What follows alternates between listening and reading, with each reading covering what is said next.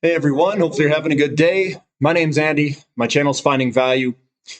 I was scrolling through some stuff looking for evidence that someone else came to the same conclusions as I have using data saying that the real estate cycle and housing starts is the leading indicator of a boom in credit expansion and a contraction in credit expansion. It looks like there's one person who agrees with my thesis. He probably brought this up before me, so maybe it's his thesis. But I'll go over it real quick. This is a NBER working paper series. His name was Edward E Lemur. He says that the housing is the business cycle, those two. And let me kind of just jump in here. Who is Edward E Lemur? Edward Emery Lemur is a professor of economics and statistics at UCLA. He attended Princeton and the University of Michigan. And it seems like he's the one that agrees with me if you look at the data. And I'll go over some quick kind of high level things here. It says of the components of GDP, residential investment, which is real estate, offers by far the best early warning sign of an oncoming recession. Since World War II, we've had 8 recessions preceded by substantial problems in housing and consumer durables.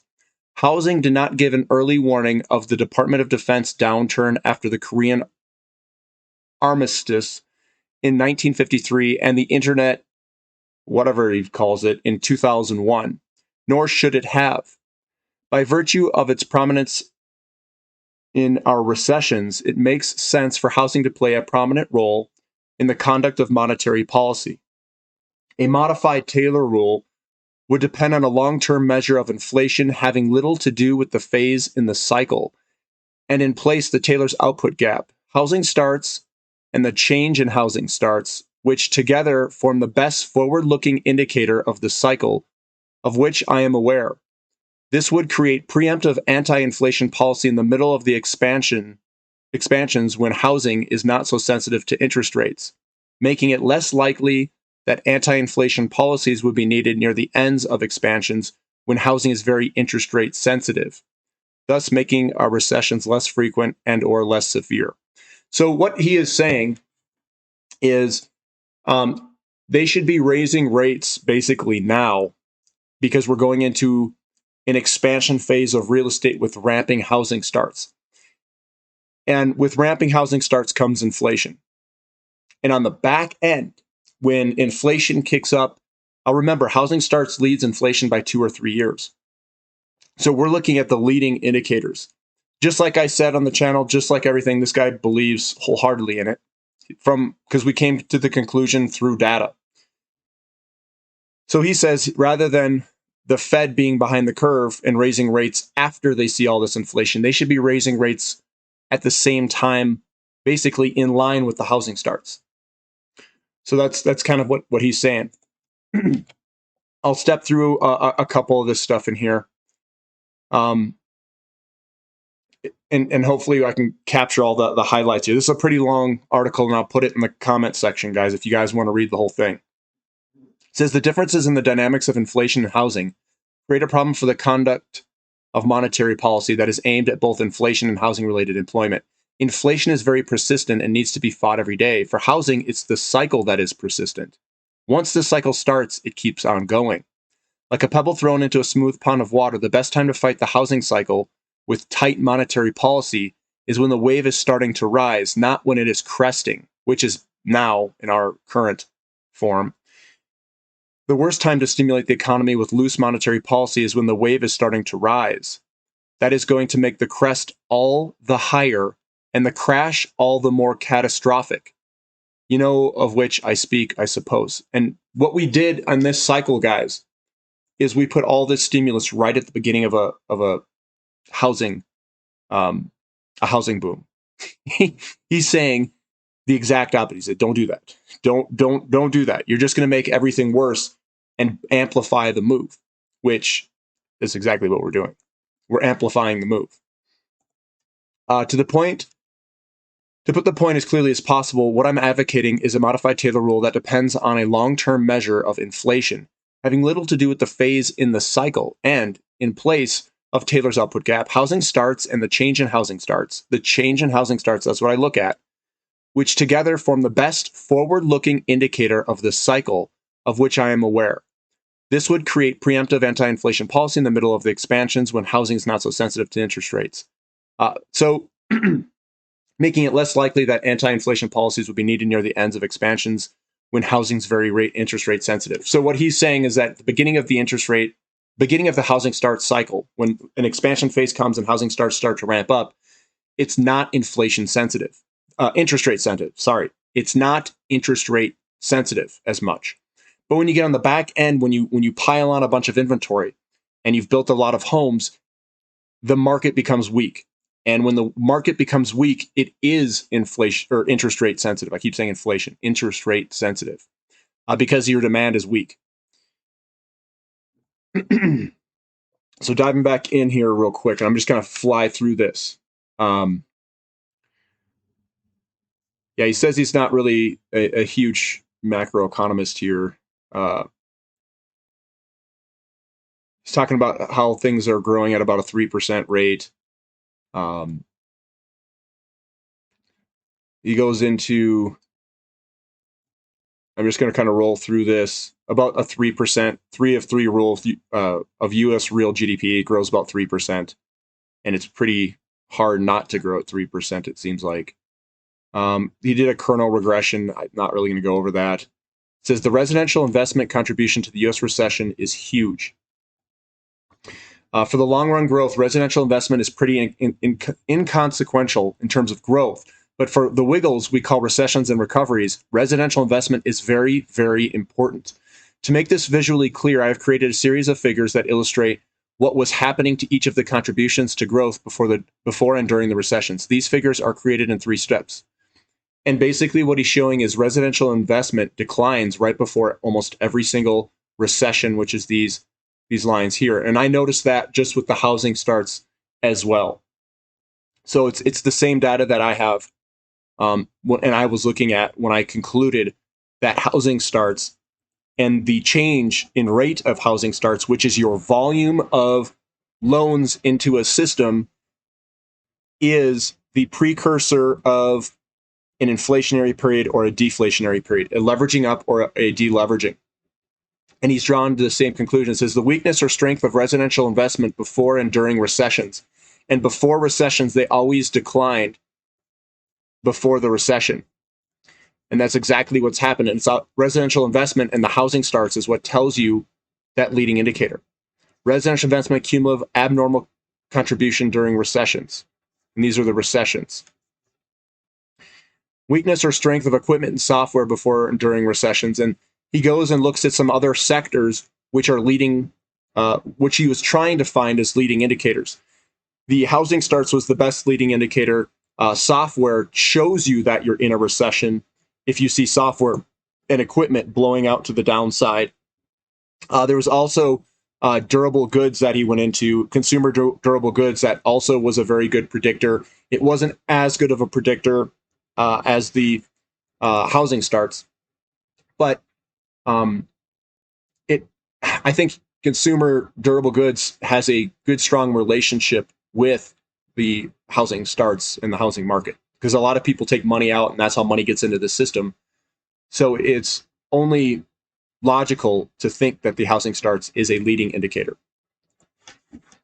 If you try to logically think through it from a fractional reserve lending standpoint.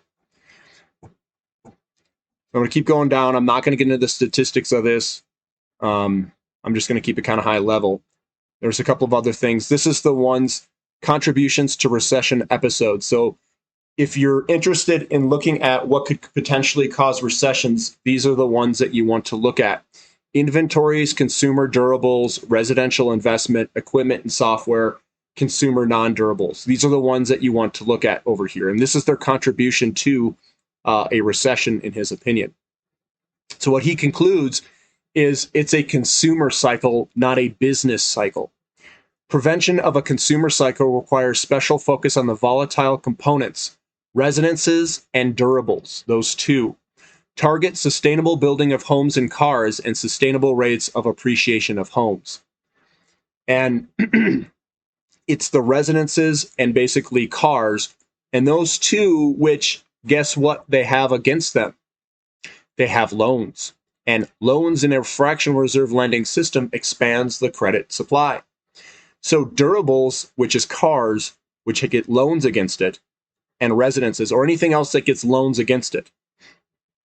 So basically, we're charting a loaning cycle, and I don't know if he knows that or if he's just looking at the data. I'm not 100% sure what he knows and what he doesn't know, because he didn't really talk about loaning in any of that way. He was just looking at the statistics of it and found that residents and durables, which have loans against it, that's my opinion, is causing the leveraging up and deleveraging. I'm going to keep going through this. He talks about false positives. Basically, does the cycle create a false positive? So are we going to go into recession, but it's a false signal? Or are we going to expansion phase and we had a recession? The housing starts by far is the most reliable indicator of all of them. Durables do have some sort of false positives or false negatives. So what he puts down, I'm just going to go over the conclusions here instead of reading all this. It says, housing provides an extremely accurate alarm of oncoming recessions. What seems like the next best predictor of recessions is consumer durables. Illustrated in figure 13, consumer durables has a lot in common with residential investment. The Korean War and the Vietnam War had false positives, and the 1953 and 2001 false negatives. They're talking about false positives, false negatives. But in 01, and here's my opinion of it. In 2001, it wasn't a false negative because the housing market and increasing interest rates pricked a bubble in technology stocks due to the interest rates going up. So I think that we are going to go through the exact same scenario as 2001 because interest rates have been so low and they were artificially low. It blew up a bunch of money that they put into the system and guided it towards bonds and stocks. If interest rates go up an amount that is going to kind of wreck that area, I think we'll see another recession in those areas. I don't think it will impact the housing market because of the imbalances we have in the housing market and the shortages that we have. And I think that we're going to have to build our way out of it. That's my opinion.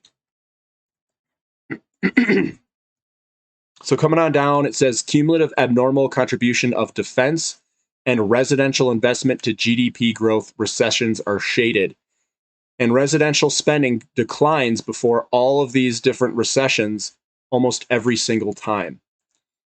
And of course, he was doing this data before the 2008 bust, and he was calling that the residential housing starts was calling for a recession in any time. And this was in 2007 that he wrote this article. So he was calling for a crash at any point because the housing starts.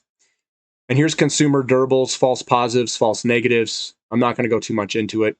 They're multivariate confirmation. It's a consumer cycle, not a business cycle. He's just saying that it's multivariate, which means that there are multiple things interacting with each other to cause this consumer cycle, which we consider to be the business cycle, aka or the real estate cycle. They're all interconnected, is what he's saying. And he's using the T statistic for it. And here's kind of the data here. Hormones and housing. It's a volume cycle, not a price cycle. So this is one thing that I wanted to touch on that I agree with, because what I measure is the distance away from average in a housing starts. And he's doing the same thing because that's your volume cycle. And what a volume cycle is it's just how many new homes are being created. But that makes sense because if you were to test the thesis of a credit expansion creating all this money in the system, it would be based off of volume, not price, because you want more loans out there against a whole bunch more new assets, which is a greater volume of loaning. So more volume of loaning gets you that money into the system. It's more M2 money supply. And he's just figuring this out as well. It says the reason housing is so important in recessions that homes have a volume cycle, not a price cycle. So the prices are not as important as the volume of loans, in my opinion, coming through in this thing. It says now that we know how important housing is to the U.S. business cycle, the next step is to try to figure out why. One very big clue is that housing has a volume cycle, not a price cycle. Home prices are very sticky downward and faced with the decline in volume or demand. It is the volume of sales that adjusts, not the prices. With the decline in sales volume comes a like decline in jobs in construction, finance, and real estate brokerages. It says John Miller's paper in this same volume raises another important avenue through which home prices can affect spending, the easing of credit market access for homeowners. Whether this effect can be associated with recession remains doubtful for me. And I think this guy is much better than a lot of other people because he actually looks at the data and he calculates the data. That's exactly the same approach that I would take.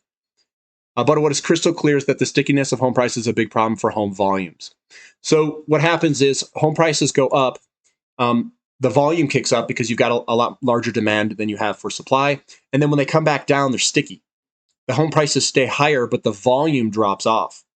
Your volume of loaning drops off. So your sales price and volumes decline, which is a contraction, or it could be a contraction in the money supply. And that driver of the inflation stops. So you've got 2 or 3 years after the driver stops of inflation because that money's coming into the system and still working its way through. So he talks about sales price and volumes of existing homes. And here's the volume of homes. You can see that the volume basically declines in 2004 a little bit. And it's when it becomes maybe below here in like 06, that's when you're like, okay, there's a problem now. And you're looking at the volume of the number of sales per month. And your price can continue to go up, but your volume is declining. So we want to see them go up together, volume and price, and then you'll get a divergence at some point where price continues to go up and your volume declines. That's when you know you've got a problem. New homes nationwide have a volume cycle, not a price cycle too. New homes is what I look at. It says, though builders are more motivated sellers than existing home owners, for new homes too, it's a volume cycle, not a price cycle. And that's exactly what I look at, 100%. A hot housing market from 2000 to 2006 pushed sales rates of new homes toward and above that plus 20% line in all regions. The last time the market was so strong was in the 1970s, when sales of new homes in all regions but the Northeast floated well above that plus 20% band. That 1970s housing market crashed in the double-dip recession of the early 1980s when sales volume in all 4 regions dipped well below the minus 20% line. So he's tying it to all of the market crashes, the sales and volumes of home sales.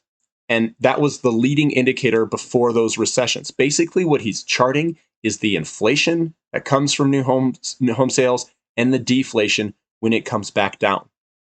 It's the exact same thing that when I went and looked at all of this data, I said, this is the thesis that I came up with. I didn't know this article existed, so I had to search for it, and I found him based off of the information and the research that I've done.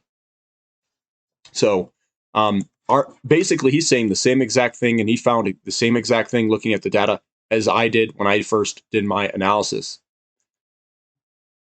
He talks about some of the stuff here, some ways to combat it. Sales of new homes by region. It looks like the West is in an uptrend and the South is in an uptrend for sales. It's sideways for the Northeast, and Midwest has an uptrend as well.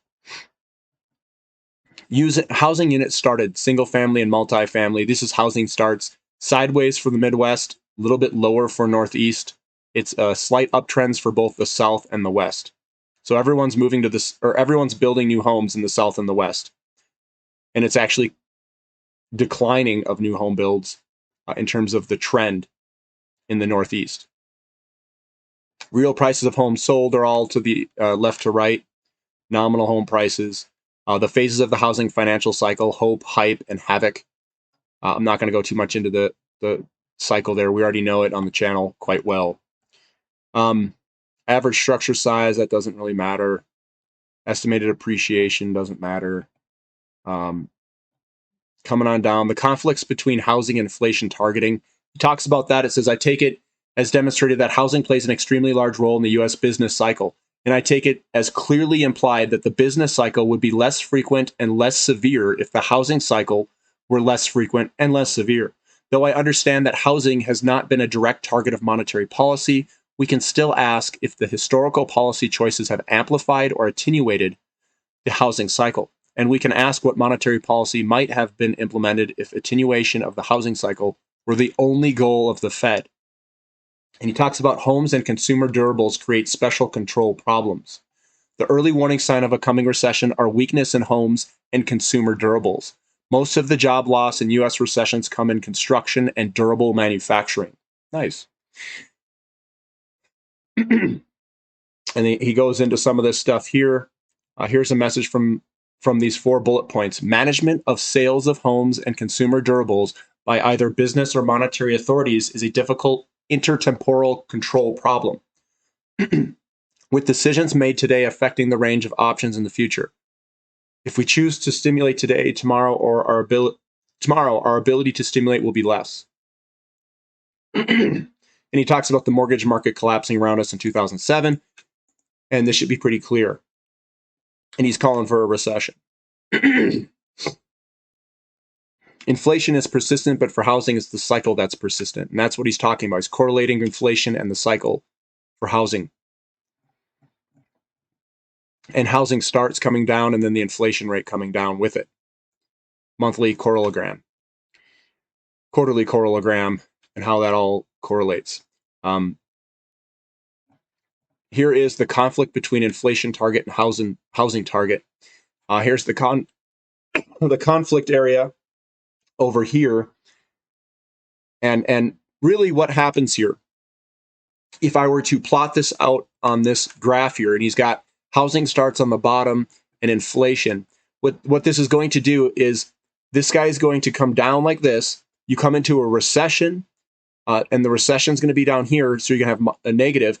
And then eventually what happens is your inflation, and as you come into a recovery phase, this is a recovery phase over here, and it works its way up and backwards. And then it cycles back down again. So if you were to draw this or draw something on here, you're going to start in this area here, and you're going to work your way up. The data is going to come back up. It's going to come back over here, and then you're going to come back around. And that's what your cycle looks like. The housing cycle plotted on the conflict between inflation target and housing target is going to start in this if you're in a recession, because you're going to pull way back on your housing starts here. This is the recession over here. And as you work your way, here, let me see if can I read out of this. Okay, that's definitely not it. I can do this though. Reload. We're on page 43. This over here is going to be a recession phase. It's going to be on this side over here. And as you work this way, you're going into a recovery phase, which your inflation starts to kick up. This is a recovery phase down here. And then your expansion phase could be like this portion over here. Sorry, I drew that one wrong. The expansion phase is over here. It's all this over here on the right-hand side. But here's the thing. Inflation lags the housing starts. So your housing starts will kick up, but it'll look like the inflation is still low. So that's what the problem is. They're basing their policies off of the inflation rate, which is lagged behind the housing starts. And once the volume of housing starts kick up, that's when you have to put in higher rates. So right now we are kicking up the housing starts right now. And we should see higher interest rates immediately. That and you would have in my opinion, you would have a collapse or a recession in stocks. But the housing starts are strong, so you're going to get inflation from it, and we should have much higher rates. And what we're seeing are incredibly large real negative rates. They stimulated a whole bunch right at the beginning of a housing boom. And that is what he says you should not do. So I drew all over that thing. Hopefully that makes sense. Conflict between unemployment target and housing target. This one should be a little more correlated, I would think. All of your low kind of under this here, if you were to draw it this way, you're going to have unemployment that's all over here. And then as you go to the right, unemployment should go, for the most part, lower. You should have lower unemployment. This should all come down as your housing units kick up in construction. And the more you build over in this section, the lower the unemployment rate should be. So he's basically tying together that unemployment's high all over here when you have low housing starts, and unemployment shifts downward as you go to the right-hand side. Man, that's ugly looking chart. Estimated regressions for the Fed funds rate and housing starts. He talks about that and how they should be doing what I kind of said earlier. Equation for housing starts. A report card based on the housing target. It's all basically the same thing that I'm kind of talking about. Housing starts, inflation, the slope of the curve, housing trough and housing trough. And he goes into all these different time frames of how this thing cycles back and around. So you start in this quadrant. Oh, you actually go upward this way, and then you cycle back around that way. And they almost all, this one came up and left and around. It kind of shows that cycle of this is the spread divided by 10-year yield. And this is your housing starts on the bottom. It's a little bit different chart. He goes through that. And he's talking about the 10-year yield and how that impacts it. Here's the Great Depression. Housing, again, is the leader, and I think the cause of the Great Depression. The housing starts data available from the Census Bureau begins in 1959, leaving us wondering what happened earlier. But in searching for references, I ran across the image to the right of the earlier data in Ketchum, 1954. Look at the housing starts. The housing starts it peaked in 1926 and declined. And what happens is when you go below the average, you hit a recession. And you come down, you hit this average in 1929. There it is, right there, recession, depression. And that's where your decline, because of the volume of housing starts and very little loaning happens in this time frame. Your loaning volume goes way down, which is deflationary. It says to look at the housing starts decline beginning in 1925. Industrial production didn't begin its nosedive until July 29. And the Dow Jones average peaked in October of 29. How weird is that? Problems in housing led the Great Depression by a full 3 years. Without doing the hard work to confirm, it seems possible that the increase in the discount rate in 1928 was very hard on an already weakened housing sector and set in motion the events that led to the Great Depression. Dropping housing starts dramatically from over 900,000 in 1925 to under 100,000 in 1933. My point here, however, is that we should be looking for the roots of this episode in the operation of the banking system in 22 to 24, which allowed housing starts to peak so high. But of course, I must defer to Bernanke's essays on the Great Depression, which does not emphasize housing. And I agree with him because the housing starts is where the roots of the crisis begins. It's the easy loaning of that money into the system, which happened in the 1920s. That is the root cause that started all of this. It's the ballooning up of the credit and then the subsequent decline and collapse of that credit on the back end. So that's the root cause of it, in my opinion, and he's drawing to that same conclusions based off of data. But we're data guys. I'm not an economist. I don't have a degree in economics. But I don't think those guys know what they're doing.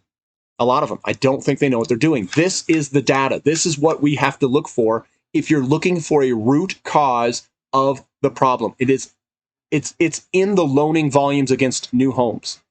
Durables and wealth effect are also tied into it because they also get loans put against it. I haven't had the energy or space or to commit to the relationship between housing and consumer durables, both of which are very important in U.S. recessions. It is enough to target housing. or do we need separately to watch consumer durables? The relationship between durables and housing could come from three distinct sources. Housing and durables are complementary products: dishwashers, vacuum cleaners, furniture, and all of the associated purchasing with a new home, so to speak. Housing wealth helps to finance consumer durable spending. The same interest rates or other variables drive both the housing cycle and the durable cycle. Interest rates. It turns out that much of the amplitude in consumer durables comes from vehicles, not furniture, just to let you know, the cars. So the conclusion is the pertinent facts: it's a consumer cycle, not a business cycle. Housing makes an incidental contribution to normal economic growth. Though unimportant, we can skip through this. Most of other leading weakness is also on the consumer side. The first item to soften and first to turn back up is residential investment. The temporal ordering of the spending weakness is residential investment, consumer durables, consumer non-durables, and consumer services. Before the recession, and then, once the recession officially commences, business spending on the short-lived assets, equipment, and software, and last, business spending on the long-lived assets, offices, and factories. The ordering in the recovery is exactly the same. So the conclusion here is residential real estate, in particular housing starts, and the volume of housing starts is what drives, in my opinion, the boom bust cycle. That is, if you were to do a root cause analysis, it's going to drive you down that way using statistics. This guy found the same exact data that I looked at, and he came and drawn to the same conclusions. And that the leveraging up is started by the volume of loans against new homes. So he draws the same conclusion. He's a professor at UCLA. I would agree with him. I don't know if I can get him on the channel. That'd be sweet to get him on the channel and talk about this. And I don't know if I can, but maybe I'll shoot him an email or something to talk about it. But that's what he's got. That's exactly what I found when looking at history. And we've drawn to basically the same conclusions. I'm just making money from it. So if you guys like this content, give me a thumbs up. Subscribe to the channel if you haven't already. And thank you for listening. This is Finding Value.